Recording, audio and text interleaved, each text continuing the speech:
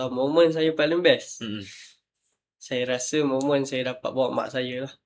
Serius ah? Saya dapat bawa mak saya sekali dalam satu jemaah. Tuan Sebelum tu saya dapat kerja di Mekah selama 3 bulan. Kita bawa jemaah ni satu amanah.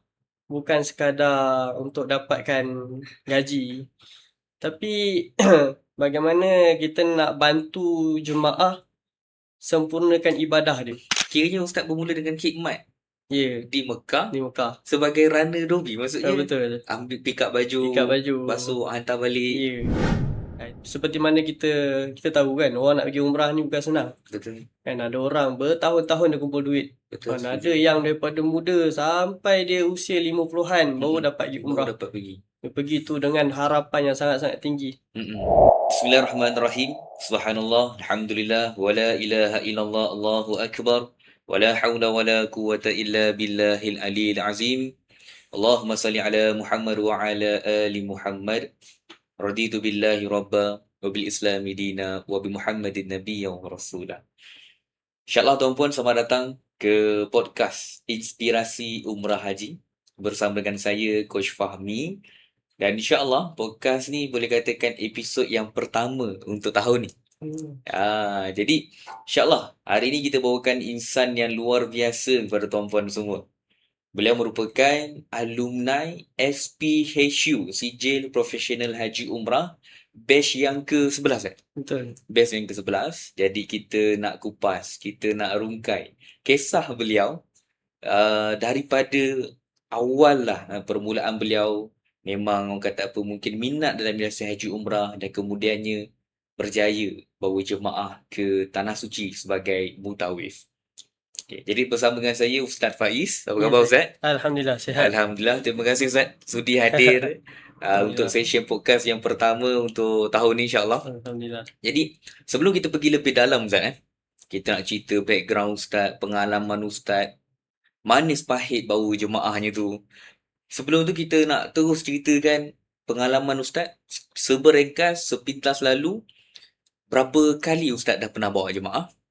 Kemudiannya berapa ramai jemaahnya dan dengan travel mana? Silakan Ustaz. Bismillahirrahmanirrahim. Assalamualaikum warahmatullahi taala wabarakatuh. Alhamdulillah, saya Muhammad Faiz bin Manggar. Ya, alhamdulillah saya merupakan salah seorang alumni SPHU batch yang ke-11. Ya, alhamdulillah setakat hari inilah saya diberi peluang untuk membawa jemaah.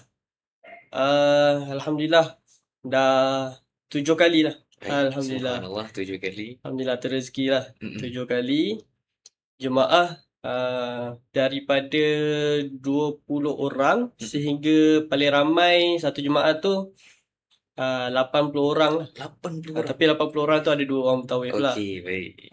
Alhamdulillah pengalaman lah. Jadi pertama saya dapat peluang bawa jemaah daripada travel SAAG Travel. SAAG Travel ataupun kita panggil SAG Travel. Alright. Base mereka dekat Kelana Jaya. Okey. Kemudian satu lagi yang saya pernah bawa adalah melalui Ikhlas Travel. Ikhlas. Nama besar Ustaz. Subhanallah. Alhamdulillah rezeki lah. Jadi itulah daripada buat masa ni alhamdulillah dah dua travel lah saya pergi. 2 travel. Alhamdulillah. Okay. Alhamdulillah. Okey. Jadi tuan-puan, untuk kita tahu lebih terperinci, lebih dalam cerita daripada Ustaz Faiz, jom sama-sama saksikan episod penuh kali ini insya-Allah. Dan kepada anda yang belum lagi subscribe, boleh tekan button subscribe, follow kami. Jangan lupa juga untuk share, komen dan juga like. Moga-moga episod podcast kali ini bawa inspirasi pada tuan-puan semua insya-Allah. Jom Ustaz kita mulakan. Baik. Bismillahirrahmanirrahim. Okey, baik Ustaz. Boleh tak Ustaz ceritakan sedikit pengalaman Ustaz sebelum jadi mutawif? Sebelum terlibat dalam medasi haji umrah ni. Silakan. Alhamdulillah.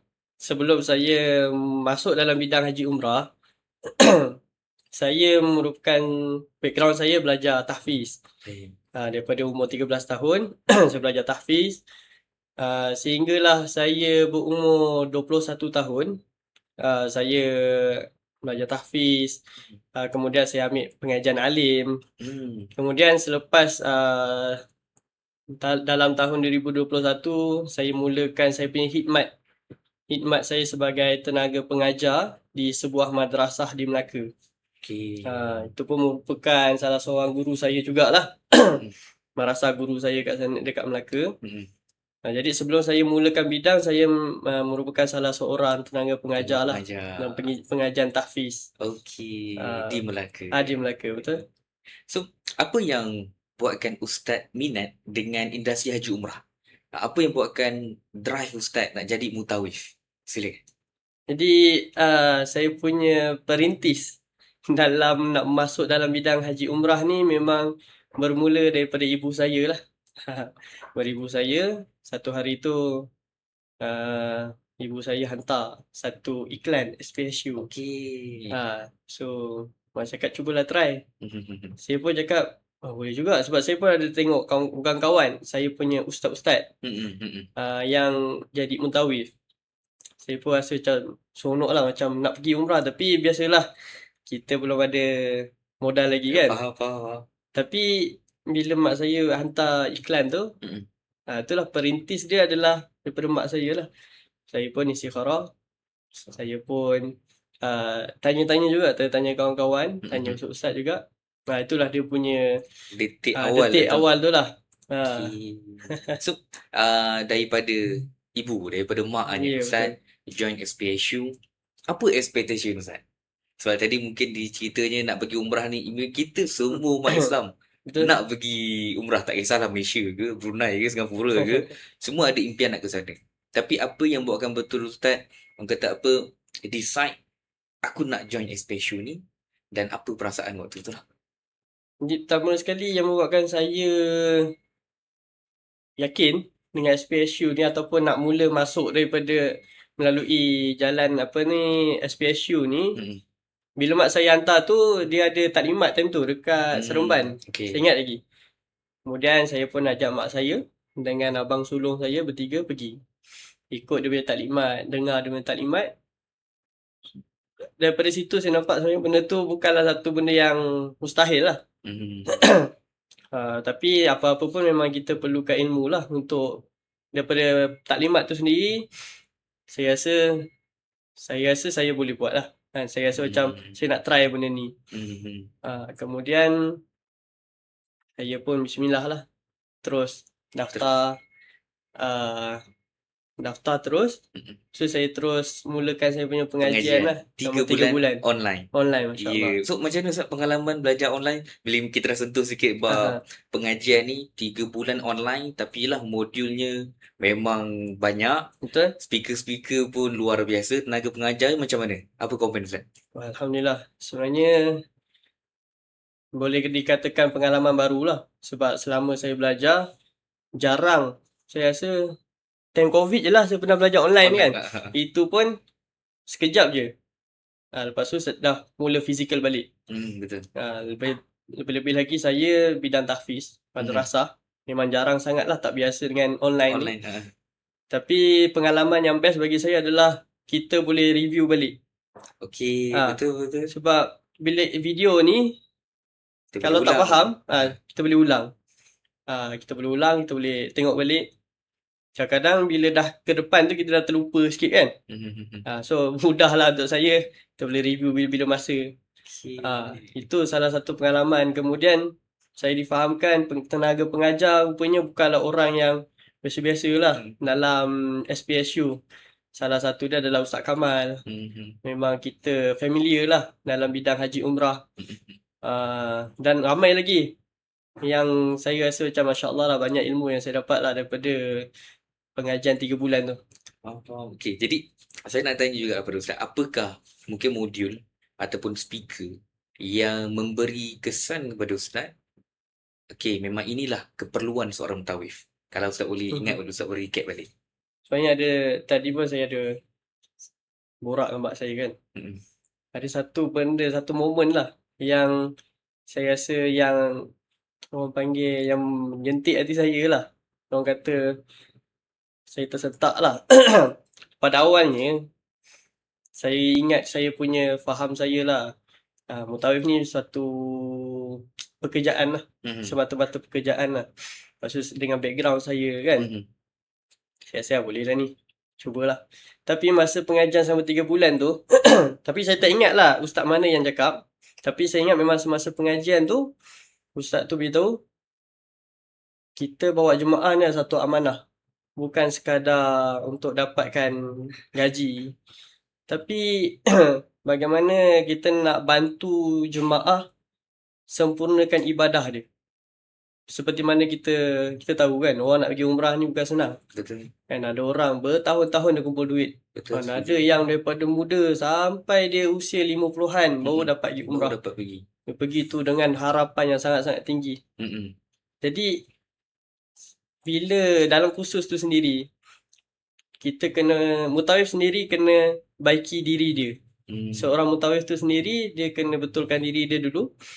Dan dia usahakan macam mana dia boleh bantu jemaah ni untuk dapatkan pengalaman ataupun sempurnakan ibadah dia lah di Tanah Suci. Itulah saya rasa satu momen yang saya ingat sampai ke hari ni lah. Yang saya pegang setiap kali saya nak bawa jemaah, saya akan muhasabah balik diri saya. Aku buat ni bukan sebab semata-mata kerja ataupun untuk dapatkan imbuhan. Tapi ni adalah salah satu hikmat saya. Dengan ilmu yang Allah bagi pada saya dapat salurkan pada masyarakat lah. Itulah. Pada jemaah lah. Alhamdulillah tu lah. Alhamdulillah, subhanallah. Jadi satu sudut pandang yang orang kata apa, elok untuk kita jadikan pegangan kita. Dia bukan sebagai kerjaya, bukan saja sudut kewangannya tu kan. Tu pasti. Itu memang pasti. Tapi hikmat kita sebagai pembimbing to you for rahmat. Betul juga bila mana Ustaz cakap, yalah, biasanya orang nak pergi umrah ni memang mungkin itu sekali seumur hidup dia. Betul. Jadi Alhamdulillah, kiranya setelah mana Ustaz bawa jemaah ni kan, sikit lah Ustaz boleh share momen yang paling, orang kata apa, paling best lah. Paling best. Membawa jemaah di Tanah Suci. Kalau momen saya paling best, saya rasa momen saya dapat bawa mak saya lah. Serius lah? Saya dapat bawa mak saya sekali dalam satu jemaah. Tu bagi saya tu momen yang saya pun, saya tak sangka saya boleh dapat kan. Itu momen dia lah. Kemudian momen yang saya rasa saya paling best, saya seronok bila tengok jemaah nangis-nangis depan Kaabah tu kan. Sebabnya sebelum sampai Kaabah tu, dekat hotel lagi, kat dalam bas lagi, cakap, Ustaz, banyak benda saya nak cerita depan Allah. Ustaz, banyak hajat saya banyak nak doa ni Ustaz. Tu bila kita dapat bawa jemaah tu, bagi saya satu kepuasan yang Masya Allah. Kita sendiri pun terharu. Kita sendiri pun, kita rasa terharu, saya rasa macam puas lah. Lepas tu kita akan nasihatkan jemaah minta yang besar-besar kan. Tu bagi saya momen yang, itulah momen dia lah. Yang paling best lah bagi saya. Kalau katakan itu mungkin momen setiap kali lah. Setiap kali kita bawa jemaah, setiap kali tu kita nak ingatkan jemaah, depan Kaabah ni apa doanya. Betul. Mungkin itulah paling nikmat lah, subhanallah, sebagai do you for rahmat, sebagai mutawif, membimbing do you for rahmat. Okay, tadi kita dah cerita yang indah-indah, yang manis-manis sikit lah kan. Saya nak tanya juga Ustaz, after SPSU 3 bulan online, kemudian kita ada program 2 hari, 1 malam, dan Ustaz mendapat anugerah CPM, Certified Professional Mutawif. Selepas daripada tu, sebenarnya apa detik awal sebelum Ustaz nak pergi umrah ni jadi mutawif ni? Dia punya jangka masa tu lama ke, sekejap ke, macam mana? Inilah orang kata detik yang paling mujahadah kot. Okay, silakan Ustaz, kongsikan. Jadi masa program 2 hari 1 malam yang sebelum kita dapat sijil tu, saya dapat satu daripada Ustaz Abdullah kalau tak silap. Ustaz Abdullah yang bagi tahu macam mana, apa next step selepas ni. Betul. Kalau tak silap saya, beliau ada bagi tahu 2 benda. Satu, 2 cara. Agresif, satu pasif kan. Betul. Kalau agresif tu bagi saya macam tak mampu sangat. Buat sendiri apa bagai semua tu kan. Tapi ada satu benda yang saya rasa saya boleh. Iaitu cara pasif. Cara pasif yang Ustaz Abdullah ajar, pergi je hantar je resume. Buat satu resume, masukkan sijil apa ada semua, pergi hantar. Hantar. Tapi pada ketika tu saya masih dalam apa? Saya dalam saya masih mengajar lagi. Okay, masih lagi dah khidmat lah. Masih dalam khidmat lah dekat madrasah. Saya pun minta izin dengan saya punya mudir. Saya cakap saya berbincang lah. Saya ada niat nak mulakan saya punya khidmat sebagai mutawif. Lepas tu ustaz saya cakap dia bantulah, dia kata dia support je kalau mana-mana, baik nak khidmat boleh, maksudnya khidmat sebagai tenaga pengajar boleh, ataupun nak buat mutawif pun boleh. Tapi dia punya nasihat kepada saya fokus. Dia lebih suka saya fokus lah. Kalau saya nak teruskan dalam bidang khidmat mengajar, teruskan mengajar. Kalau nak teruskan dalam bidang mutawif, fokus kat mutawif. Pada ketika itu saya ada dua pilihan lah. So saya berstikharah, saya pun mesyuarat dengan family semua. Saya rasa saya nak cuba untuk mentawif. So saya buat satu langkah yang saya rasa besar jugalah. Saya minta berhenti. Lepas tu saya teruskan untuk mentawif ni. Berapa lama tu Ustaz? Dalam masa After belajar tu sehingga sebenarnya sebelum saya mula dapat khidmat untuk menjadi mentawif, sebelum tu saya dapat kerja di Mekah selama 3 bulan. Itu momen dia lah. Sebelum saya masuk dalam travel ni, saya dapat tawaran kerja dekat Mekah sebagai runner Dobi. Faham. So, so maksudnya sebelum bawa jemaah 40 orang, 20 orang, 80 orang tadi tu, kiranya Ustaz bermula dengan khidmat di Mekah sebagai runner Dobi. Maksudnya betul. Ambil pick up baju, basuh, hantar balik. Itu sebab sebelum tu macam mana boleh saya ke sana tu, lepas dia habis kursus tu ataupun pengajian tu lah 3 bulan tu, saya pun hantar resume. Semua saya pergi ke agensi gergasi je. Andalusia lah, Tiram Travel, Juara pun pernah. Lepas tu T-Team. Ada tu saya pergi naik turun pejabat, ajak kawan je teman aku. Nak hantar resume. Tanya ada tak ni kan. Tapi kebanyakannya mereka tanya juga kita punya pengalaman lah. Dia kata saya punya resume ni memang dah kuat dah.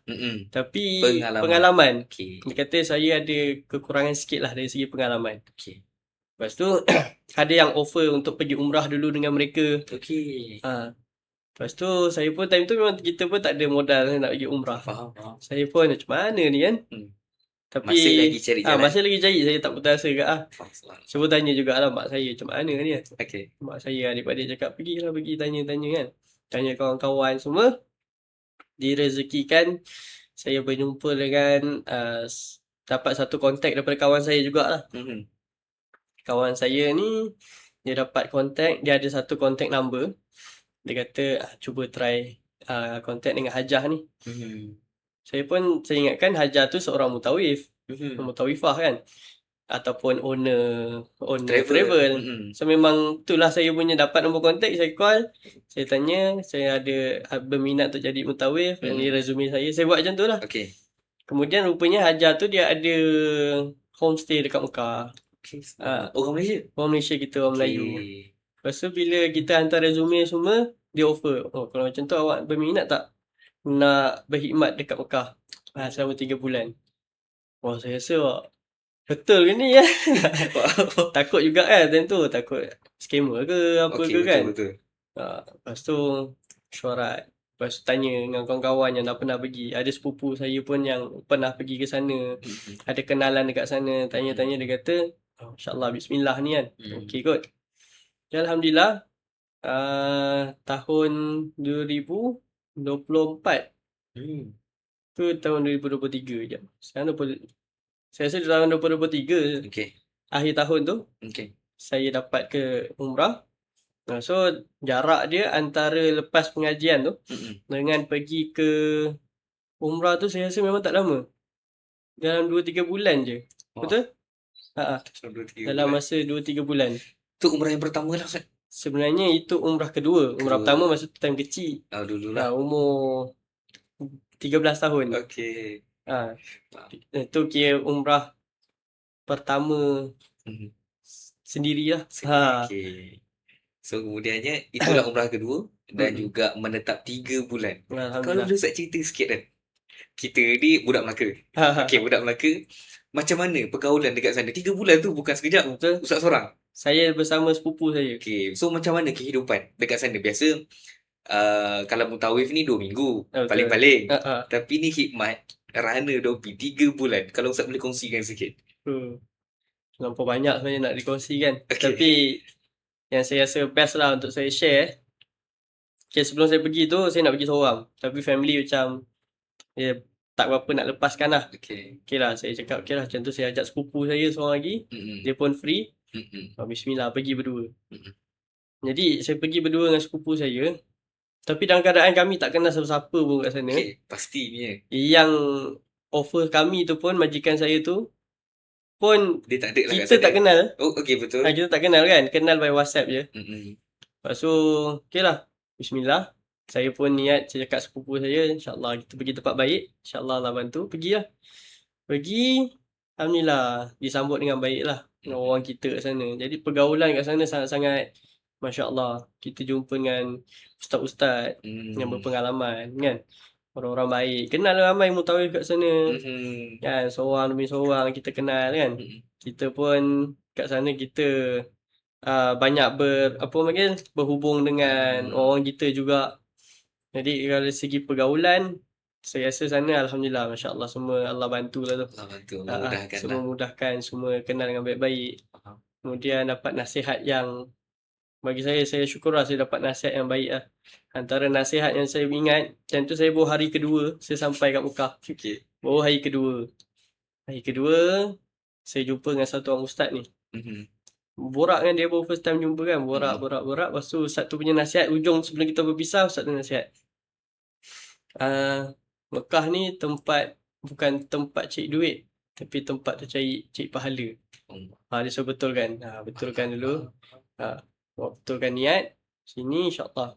Okay, hikmat untuk, niat untuk hikmat umat. Tu saya pun betulkan balik niat saya semua. Alhamdulillah lah. Bila niat kita betul tu, macam-macam lah Allah bagilah. Allah ajar kita macam-macam kan. Tu saya syukur lah. Subhanallah. Okay, sikit lah pengalaman Ustaz 3 bulan dekat Mekah. Macam mana kos sehari hidup? Kita nak tahu juga kan. Mungkin daripada sewa rumahnya ke, sewa biliknya ke, makannya, transportnya. Sila. Saya dekat sana, masa 3 bulan tu, saya di offer kerja kan. Dapat kerja kat sana. Jadi dia tanggung kami punya penginapan. Okey. Tapi makan, transport semua sendirilah. Okey. Dan dia provide kita satu pekerjaan lah. Pekerjaan kita perlu cari customer untuk Dobi. Ibaratnya macam kita buat sale lah. Kita pun tak ada gaji tetap. Kita bagi by commission. Kalau pengalaman tu, saya blur juga macam mana ni kan. Orang tak kenal kita. Faham. So kita nak cari orang untuk Dobi ni. Target market Ustaz orang Malaysia je ke ataupun mana yang ada lah? Target kami memang orang Malaysia je. Okey. Target memang orang Malaysia je, orang Melayu, senang berhubung. Mula-mula adalah senior tu kan, pekerja senior tu dia kata, Ustaz buat ni kat Facebook. Carilah Facebook. Cari Facebook, grup-grup yang dekat Facebook tu, iklan kan. Tapi kebanyakan grup dekat Facebook dia tak bagi iklan. Okey. Setiap kali iklan kita tu, mesti kena reject. Kena remove lah apa bagai kan. Saya pun cakap macam mana ni. Time tu dah seminggu lebih lah. Tak ada lagi ni. Allah. Saya cakap tak apa. Lepas tu Allah bagi ilham. Saya daripada kita hard sell, kita bagi soft sell. Maksudnya, time tu kita direct kan. Dekat dalam Facebook tu kita direct. Saya ada Dobi ni sekian kena reject. Lepas tu saya tukar sikit ayat saya. Saya cakap, tahukah anda dekat Mekah ni ada Dobi orang Melayu. Okey. Macam tu lah. Trigger orang. Trigger orang. Betul. Jadi saya cakap lah kebanyakan Dobi dekat Mekah ni kebanyakan Bangladesh, India kan. Tapi ni Dobi orang Melayu kita sendiri. Kalau berminat boleh contact nombor ni. Alhamdulillah, sebab benda tu tak menantangkan saya. Allahuakbar. Alhamdulillah. Okay. Tu saya cakap macam Allah ajar macam-macam lah kat sana. kat sana. Maksudnya kita betulkan niat. Saya pun bukan background yang buat sale ni semua kan. Copywriting lah berbagai semua tu. Faham. Dan tu belum ada ChatGPT pun tak ada. So alhamdulillah lah rezeki kat situ lah. So sebenarnya sampai saya balik Malaysia pun ada lagi orang mesej.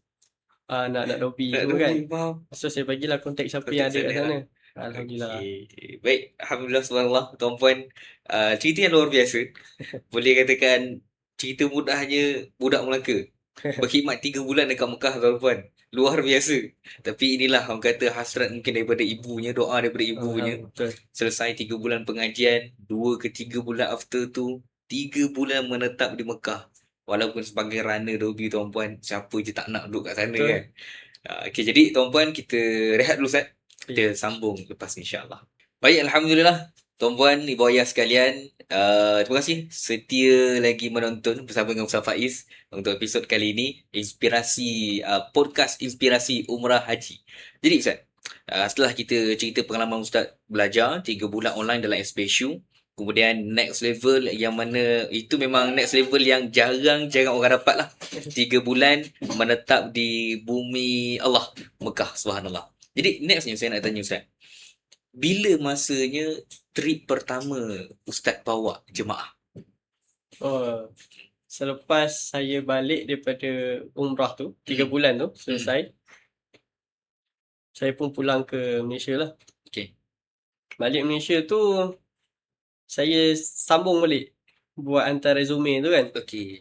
Tapi dalam masa sama saya tak ada kerja kat ni. Okey, faham. Jadi dalam masa sama tu sementara nak dapat peluang khidmat sebagai mutawif ataupun tawaran ke apa bagai semua, saya pun bekerja. Saya cari ada dapatlah satu kerja dekat Nilai. Saya pun berhijrah pergi ke Nilai. So dalam masa sama saya kerja dekat Nilai tu sebuah restoran. Saya kerja dalam masa sama saya pun cari juga. Cari kan. Kali ni advance sikit. Saya Okey. pakai Jobstreet dan sebagainya lah. Okey. Apa platform lah online kan. Sebelum ni saya random je. Cari kat Google Andalusia, cari email dia hantar. Okey. Apa-apa travel yang apa-apa travel pun saya cari, saya hantar. Ataupun kalau kat Melaka tu ada travel pejabat, saya naik. Okey. Sekarang ni saya advance sikit lah. Saya cari dekat platform kan. Cari kerja kosong mutawif lah apa semua dekat dalam Facebook. Lepas tu mula-mula tu sebenarnya cabaran dia tak ada peluang tu lah. Okey. Okay lah, tak apa lah. Saya pun keep kerja je macam biasa. Kerja kat Nilai tu macam biasa. Sampailah kalau tak silap saya saya balik tu bulan 1. Saya balik bulan 1 2024. Lepas tu dalam bulan 8 ke bulan 9 macam tu. Okey. Ada tawaran. Saya jumpa kat dalam platform online tu lah. Okey. Saya pun apply lah macam biasa. Apply. Saya banyak time tu memang banyak. Ada 3-4 travel juga. Satu masa. Satu masa. Oh, subhanallah. Tu kalau tak silap mungkin dah hujung tahun kot. Okey. Mungkin biasa kebanyakan memang hujung tahun memang ramai. Tripnya ramai. Saya pun okey lah. Hantar. Tapi saya dapat panggilan, kalau tak silap saya, 1. Okey. Dapat 1 dapat. Alhamdulillah lah. Dapat 1, saya pun terus pergi. Yang tu berapa orang jemaah ni Ustaz? Yang tu untuk kali pertama tu ada 20 orang. 20 orang. Tapi saya pergi kali pertama tu, saya pergi sebagai pembantu mutawif. Alhamdulillah, saya pergi bulan 10. Saya ingat je, bulan 10 saya pergi sebagai pembantu mutawif. Sebab dia kata dia pun tak berani juga nak bagi saya pergi seorang. Ni kira first time kan. Betul. Cakap walaupun saya ada pengalaman 3 bulan, tapi itu pengalaman lain. Pengalaman bawa jemaah sendiri. Betul. Lain pula kan. Lain juga cabaran dia. Saya cakap insyaAllah bismillah lah. Tapi kali pertama punya trip tu, memang mereka dah provide jemaah lah. Untuk kali pertama tu memang diorang dah provide jemaah. Kita tinggal bawa lah, bantu, tengok belajar macam mana mutawif yang sedia ada buat. Jemaah dan sebagainya. Tengok SOP mereka sebagainya kan. Alhamdulillah lah, saya rasa macam benda-benda yang saya belajar tu sebenarnya saya dah belajar dah kat dalam khusus SPSU. Dan saya rasa ini praktikal dia lah. Praktikal dia. So tak adalah orang kata terkejut sangat. Tak ada terkejut sangat lah. Ada benda yang tambahan yang saya dapat, ada benda yang memang saya pun memang dah dapat daripada SPSU. Tu benda tu memang sangat-sangat membantu lah. Alhamdulillah. So itu yang pertama, 20 jemaah sebagai pembantu mutawif. Yeah. Kalau Ustaz boleh cerita sikit lebih detail, 12 hari lah. Ya, betul. 12 hari 12 10 hari. malam Ya. bersama dengan jemaah. Apa momen yang orang kata apa yang mungkin mencabar? First time bawa jemaah walaupun sebagai batu mutawif, mungkin ada jemaah sesat ke. Betul. Sebab saya ada pengalaman jemaah sesat dekat Arafah. Arafah. Ramai orang. Allahu Akbar. So Ustaz cerita pengalaman tu macam mana? Kalau kali pertama ni alhamdulillah Allah mudahkan lah. Ah, Kalau pengalaman pertama tu semua Allah mudahkan. Biasalah kalau jemaah ni dah ada 3 kali buat umrah kan. okey. Kali pertama kita tengok ustaz ni bawa apa je. Dan sebenarnya saya pun bela juga kan. Okey. Macam mana nak bawa jemaah ramai tak ada pengalaman lagi. Okey. Masa 3 bulan tu pernah lah bawa jemaah tapi jemaah yang DIY lah. Yang datang DIY. Tapi tak ramai, biasa dalam 3-4 orang. Okey. So 3-4 orang ni kita boleh nampak dia. Betul Kalau sampai 20 orang macam mana kita nak ni pecah kan. nanti. Kita pecah di belakang, dia laju kan. Okey. So bila saya tengok, oh macam ni punya cara dia orang. Tu praktikal dia lah. So cabaran dia, ustaz tu kata dengan saya, okay ustaz, umrah ketiga nanti ustaz bawa. Saya nak tengok. Itulah cabaran dia sebenarnya. Cabaran dia macam mana kita nak handle jemaah supaya tak terpecah. Kalau berpecah pula macam mana? Kalau pecah macam mana? Kalau ada jemaah yang terbatal wuduk ketika tawaf, macam mana kita nak handle? Betul. Itu benda tu memang main lah dalam kepala. Mm-mm. Macam mana ni kan. So Ustaz tu nasihat saya, Ustaz relax je. Dia kata kan, InsyaAllah lah bantu. Lepas tu saya pun bismillah kan. Buat je apa yang kita tahu. Apa yang kita niat nak khidmat. So kalau ikutkan kali pertama tu semua memang Allah mudahkan lah. Tak ada jemaah yang contoh macam tersesat ke kali pertama tu tak ada. Tapi jemaah yang lain-lain tu adalah. Kali pertama tu memang Alhamdulillah Allah mudahkan lah. So Smooth daripada tawaf punya, daripada sa'i hingga selesai lah. Hingga selesai. Mudah semua. Allah mudahkan lah. Ustaz pernah tak uruskan jemaah yang mungkin terlanggar pantang larang ihram? Oh benar. Pernah Kalau Ustaz boleh share sikit. Yalah sebab kita tahu orang Malaysia kita kadang memang takut kat situ. Ya, betul. Dan kadang sebenarnya tak perlu ditakutkan sangat. Ya. Sehingga kan benda itulah yang buat kita takut nak buat ibadah ni kan. Tapi mungkin Ustaz boleh share pengalaman nak handle situation bila mana jemaah yalah terlanggar pantang larang ihram. Kalau jemaah yang pernah saya jumpa dia terlanggar satu pantang ihram. Tapi sebelum tu memang salah satu yang pernah saya tekankan dekat jemaah, jangan takut. Kalau ada jemaah ustaz, macam mana ni ustaz? Okey. Saya takut ustaz. Ini. Ustaz kalau macam ni kan batal tak ustaz? Ustaz kalau macam ni kan batal tak ustaz? Ustaz sabun. Semua tu benda yang paling common lah kan. Lepas makan, ustaz sabun ni boleh ke? Cari kita, ustaz sabun ni boleh ke? Boleh. Sikit kan. Jadi benda yang saya cakap mereka jangan takut. Daripada kat Malaysia lagi lah. So mantapkan mereka punya. Kan kita biasanya mereka akan dibekalkan dengan nota-nota. Betul. So kita baca, kita hafal lah kalau mampu. Kemudian kita jangan terlampau takut. Dia ada jemaah yang saya ni memang dia dah terlanggar. Okey.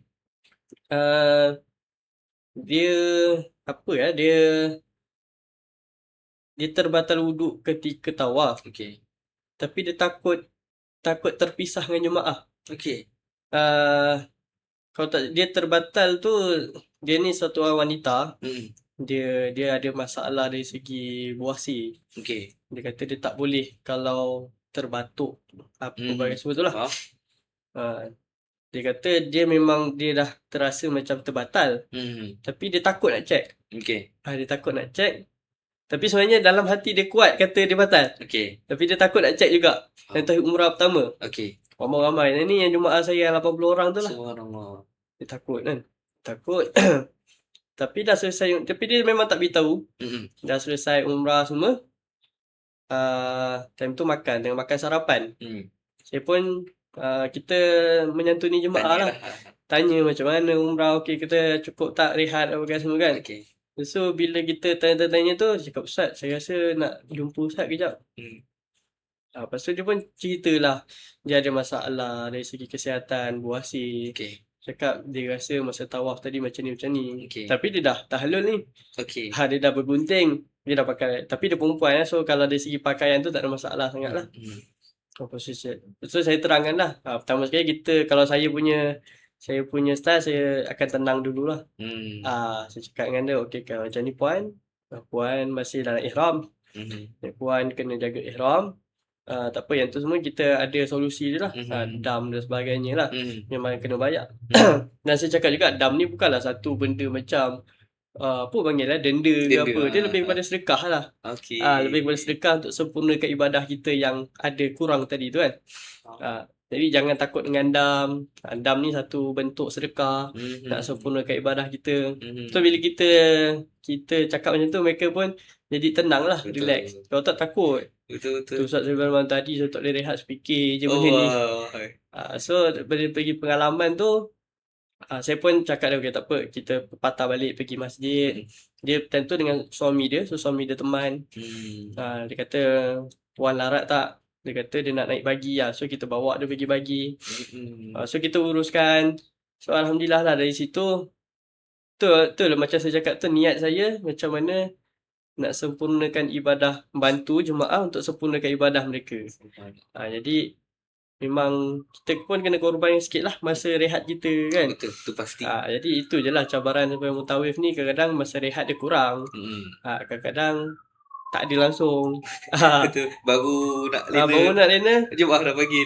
Ustaz tak tolong boleh. Faham. Jadi tapi Alhamdulillah lah buat masa ni saya rasa saya puas lah. Saya seronok lah. Banyak suni jemaah. Alhamdulillah. Okay lah. So Ustaz dah selesai bawa jemaah 20 orang yang kali pertama. So untuk next trip tu macam mana Ustaz? Adakah masih lagi Ustaz approach travel, hantar resume, masih lagi? Sebenarnya lepas saya trip pertama tu, Alhamdulillah rezeki saya dapat straight 3 bulan. Bulan 10, bulan 11, bulan 12 dapat trip bawa jemaah. Tapi semuanya lingkungan dalam 20 ke 30. Belum dapat lagi 40 lah. So daripada situ saya stay je dengan travel tu mula-mula. Saya pun sebenarnya saya sebagai freelance, bukan sebagai full time. Sebenarnya dalam masa sama pun saya ada juga approach, maksudnya buat macam sama ke cari mutawif yang kosong semua kan. Dan masa sama pun saya masih bekerja juga full time dekat restoran tu. Sebenarnya itulah Allah mudahkan. Saya apply cuti, bincang dengan saya punya bos kan. Dia pun cakap tak apa, dia kata okey je, dia boleh kan. Alhamdulillah, syukur. So saya masih teruskan juga saya punya approach tu semua. So saya ada kenalan dengan, kat sana kita jumpa ramai mutawif kan. So ambil kontak dia, buat hubungan. Bila buat hubungan, kadang kita tanya juga ada tak peluang-peluang untuk saya khidmat kat situ kan. Lepas tu ada seorang tu, kawan saya dia dapat iklan. Dia lah share kat saya iklan tu. Iklan daripada Ikhlas Travel. Saya pun hantar resume. So mula-mula saya ingatkan tak dapat. Sebab berbulan juga. Saya rasa lebih 3 bulan. Tak ada jawapan apa kan. Lepas tu saya pun buat je kerja macam biasa semua kan. Sampailah tahun lepas, tahun 2025, pakcik saya nak pergi umrah. Dia pun satu family nak pergi umrah. Kali pertama. Lepas tu kemudian dia nak minta saya khidmat dia. Sebab keluarga dia semua perempuan, anak dia semua perempuan. Pakcik saya seorang lelaki kan. So pakcik pun tak berapa kuat sangat. So nak ada orang teman. Itu pun dapat juga pergi. Maksudnya tu boleh dikatakan mutawif persendirian lah. So pakcik saya pun tak boleh jalan laju sangat. Dia takut kalau dia ikut jemaah nanti dia susahkan jemaah, dia kata. So dia pergi dengan satu travel ni, dia support saya pergi sekali. Lepas tu saya bimbing dia one to one lah dengan family dia. Tu kemudiannya lepas balik daripada tu, saya dapat satu panggilan daripada Ikhlas Travel. Itulah bermulanya saya pun dapat masuk dalam Ikhlas Travel. Alhamdulillah. Walaupun berbulan juga tunggu je kan. Bulan juga. Tapi itulah orang kata apa, hadiah Allah nak bagi bila mana kita bersabar. Betul. Subhanallah. Okay. Selesai saya rasa cerita bila mana Ustaz dah start bawa jemaah. Sedikit cabaran Ustaz sebagai mutawifnya. Kita nak pergi, boleh katakan penghujung session lah. Okay. Saya nak tanya Ustaz, apa yang merubah hidup Ustaz? Sebut sedikit. Bila mana Ustaz dah memang boleh katakan walaupun secara tak langsung tapi terlibat dalam industri rukun Islam yang kelima ni. Apa benda yang efek yang mengubah Ustaz? Saya rasa lah ada satu benda yang saya rasa yang boleh saya kongsikan.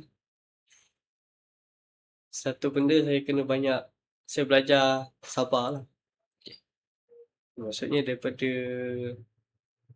kita hantar resume Mm-mm. kan, sabar. Kalau saya tak sabar, saya rasa malas lah. Okay. Malas lah. Putus asa Dah kan? tak ada dah ni. Faham. Sabar. Lepas tu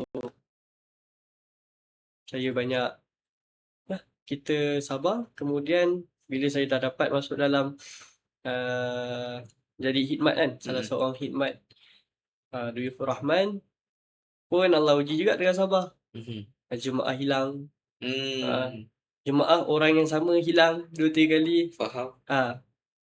Kita berlatih sabar juga. Kita pun kadang penat. Kita kena kawal diri kita, cakapan semua kan. Betul. So benda tu saya dapat implementkan dalam kehidupan harian saya. Lepas tu itulah saya rasa benda tu lah beri kesan lah, antara kesan yang saya rasa bermakna lah. Sabar. Lepas tu kita punya cara kita mengawal emosi. Ya, Alhamdulillah lah, semua tu Allah lah yang bagi pengalaman lah pada saya. Betul. Okay. So, ramai orang yang nak pergi umrah. Cuma mungkin Ustaz boleh kongsikan lah, walaupun background kita boleh katakan bukan golongan profesional. Kan? Dan Ustaz pun tak ada lagi pengalaman bawa jemaah. Tapi mungkin Ustaz boleh kongsikan bagi mereka yang nak bermula dalam industri haji umrah sebagai seorang mutawif, apa yang Ustaz nak sampaikan pada mereka? Ni yang saya boleh kongsikan. Pertama sekali kena ada ilmu lah. Okay. Ilmu tu satu perkara yang sangat-sangat penting untuk kita untuk kita bermula berkhidmat sebagai satu orang mutawif. Sebab macam saya cakap tadi, mutawif ni bukan sekadar untuk imbuhan, bukan sekadar kita bawa jemaah tunjuk ni hotel, ni jalan nak pergi masjid, bukan sekadar itu. Tapi macam mana ilmu kita ni dapat membantu jemaah sempurnakan ibadah. Sebab kita tak dinafikan lah, bila pergi umrah ni macam-macam jenis orang kan. Ada yang ilmu dia tinggi, ada yang ilmu dia biasa-biasa. Jadi kita sebagai satu orang mutawif ni, kalau kita punya ilmu kita tak cukup ataupun tak sesuai, takut ibadah mereka kita tak dapat bantu mereka lah. Sebab pernah juga yang saya punya pengalaman, ada jemaah yang bila mereka berwuduk, mereka cakap tak apa, tawaf wuduk biasa-biasa je, solat nanti baru kita wuduk betul-betul. Alhamdulillah saya terdengar. So kita kena tegur lah. Wuduk macam mana pun kena sempurnakan juga. Sama ada tawaf ke, sama ada kita solat ke, wuduk tu tetap kena sempurna kan. Itu salah satu benda yang saya rasa kita pun kena ada ilmu yang cukup lah. Itu nasihat saya. Dan satu lagi, saya dapat satu nasihat yang sangat-sangat berguna lah. Bila kita sebagai satu orang mutawif, kita akan dengar macam-macam kisah tentang kota Mekah, kota Madinah, cerita pasal tu, cerita pasal ni. Dan Ustaz tu, Ustaz Komarudin, dia punya nasihat pada saya, usahakan setiap perkara yang kita nak sampaikan ada dalil. Jangan kita dengar ada orang ni kata macam ni. Benda tu sangat-sangat tak bagus lah. Takut-takut benda tu tak betul. Kita kena usahakan lah. Sebab tu ilmu tadi tu. Sebab kalau kita pernah juga terdengar saya terdengar ada orang yang mengatakan Raudah tu daripada rumah Nabi sampai ke perkuburan Baqi' tu. Saya dapat video tu. Faham. So, Ustaz tu bagi contoh kan, tengok. Dia kata jangan sampai macam ni. Sangat-sangat bahaya. Kita nak bantu orang datang Mekah Madinah, nak dekatkan diri dengan Allah. Jangan sampai asbab mereka makin jauh dengan Allah. Kan? Maksudnya kita kena sampaikan perkara-perkara yang benar, perkara-perkara yang hak. Sebab itulah amanah. Saya kata khidmat Duyufur Rahman ni, macam saya cakap, harapan mereka besar.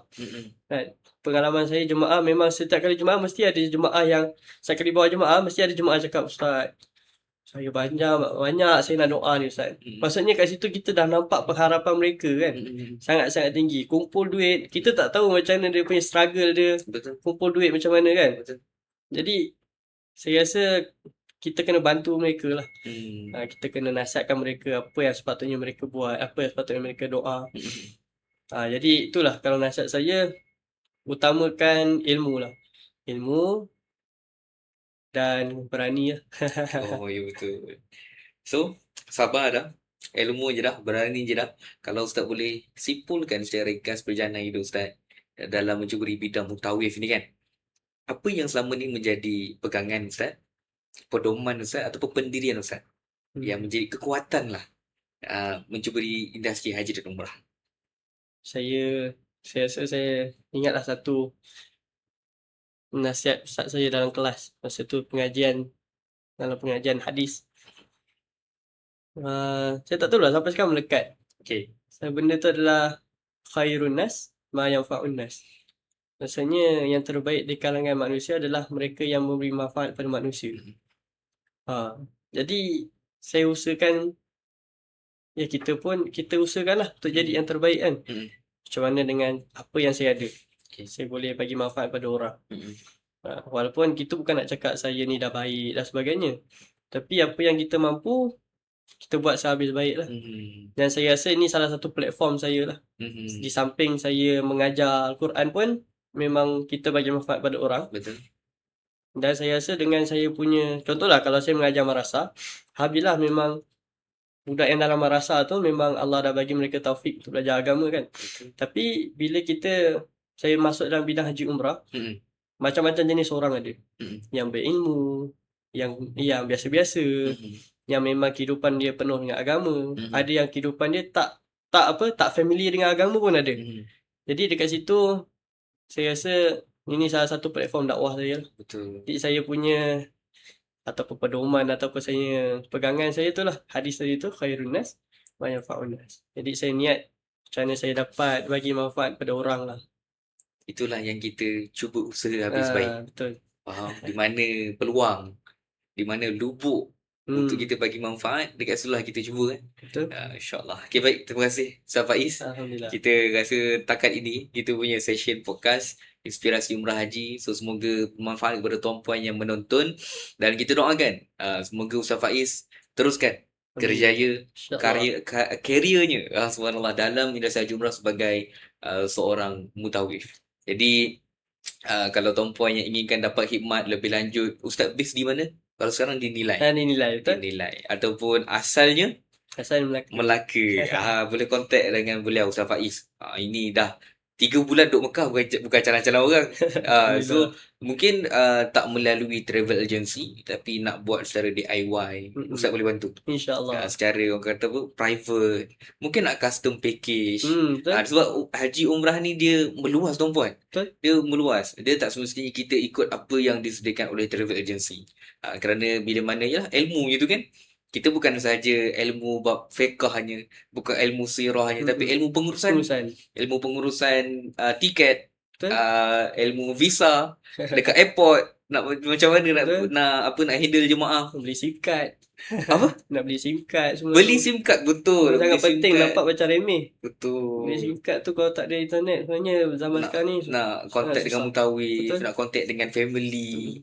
Boleh katakan segalanya A to Z, daripada tanah air ke tanah suci, pulang balik ke tanah air. Semuanya diuruskan oleh mutawif. So memang inilah orang kata apa, insan-insan yang kita perlukan lebih ramai.